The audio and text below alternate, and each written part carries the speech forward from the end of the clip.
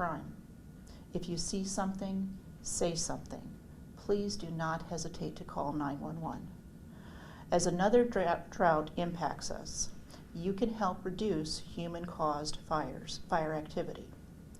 Please be extra cautious in all aspects of your day-to-day outdoor experiences. Preventing wildfires is everyone's responsibility. As a note, this week is both Arson Prevention Week as well as Wildfire Preparedness Week. Please visit firewise.org for additional information on these efforts. Thank you so much for your time, and I will be followed by Battalion Chief Zilliger.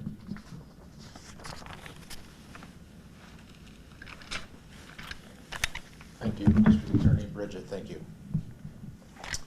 This morning, Cynthia LaRue was taken into custody at her residence in Mountain Gate and was then taken for questioning and then booked into the Shasta County Jail. She's currently being held at the jail with $1 million in bail. Ms. LaRue was cooperative in the interview, and I want to thank the U.S. Forest Service, the Shasta County District Attorney's Office, the Shasta County Sheriff's Major Crimes Unit for their assistance in this case. A lot of time and energy has been invested into this investigation, and we look forward to continuing to work with these agencies.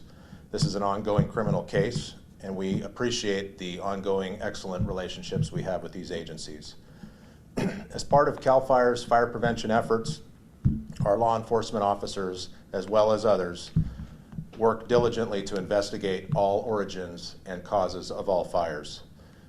When a fire when a fire is determined to be intentionally set, CAL FIRE and the fire agencies will actively pursue and arrest and recommend for prosecution anybody who is setting fires. And I just want to close out with the public has an important role in preventing wildland fires and any other arson fires. If the public suspects any kind of arson activity or any kind of suspicious behavior surrounding fires, such as persons in the area that look acting suspicious, vehicles fleeing a scene, the CAL FIRE arson hotline is 1-800-468-4408. I just want to close out with 95% of all fires in California are human caused. And it takes the public's diligent efforts to lower those the incidents for fire causes. So we ask the public be diligent. We're coming up on a very dry year. The potential for large fires is high, and we just ask the public to be diligent in their fire prevention efforts. Thank you.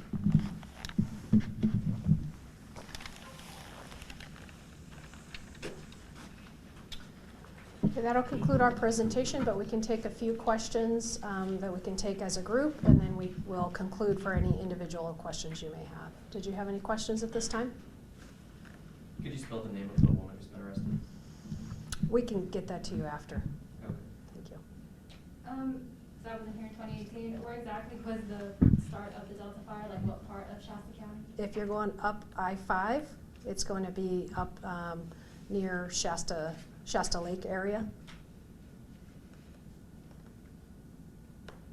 Are there any challenges in investigations like this in catching criminals who are at fault for starting these fires? And can you share with me any challenges you guys might have faced and what this means to our community? Should community members feel safer in a way?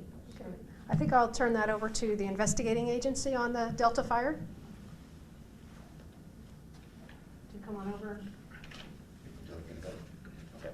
Can you repeat the question, please?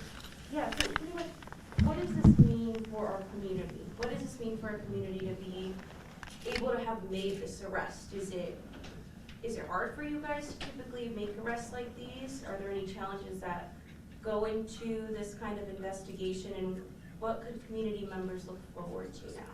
Yes, so it is a large amount of time is spent determining origin and cause, for one.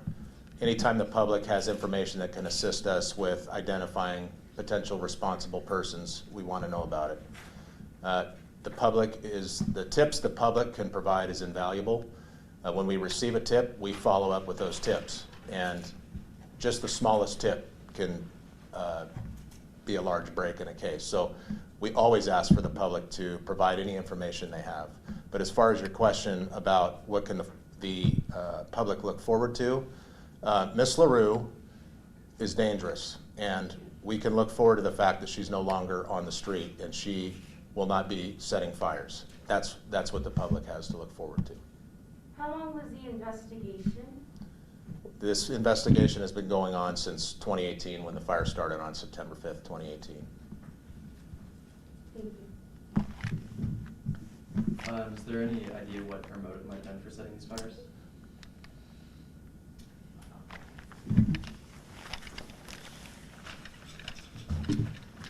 Well, that's a great question. Since this is a pending case, we are not going to get into any additional facts or what motives may be, just to preserve the integrity of the case. Any other questions? Yes. How is Ms. Larue identified in all this? I mean, she's had a history of arson, so I was just wondering about that. Yeah, just, again, that would go into the specifics of the investigation and the evidence that we have against her. So at this point, we're just announcing the charges, and we're not going to get into the actual facts of the case, just, again, to preserve the integrity of the case for the trial. And, sorry, Sure. I just wanted a clarification. You mentioned that she had an arson incident in March 2020 and then another in December? December of 2018. Okay, Yep. just wanted to clarify. Sure. Any other questions? Yes. Has she been arraigned? She has not. She was just booked into Shasta County Jail this morning. She'll be arraigned within the next 48 hours. We don't have the actual day and time yet. Does the trial have a start date? Well, we've got to get to the arraignment, and the next process after that would be a preliminary hearing, and it's only after that can we set trial dates. So that would be pretty far in the future.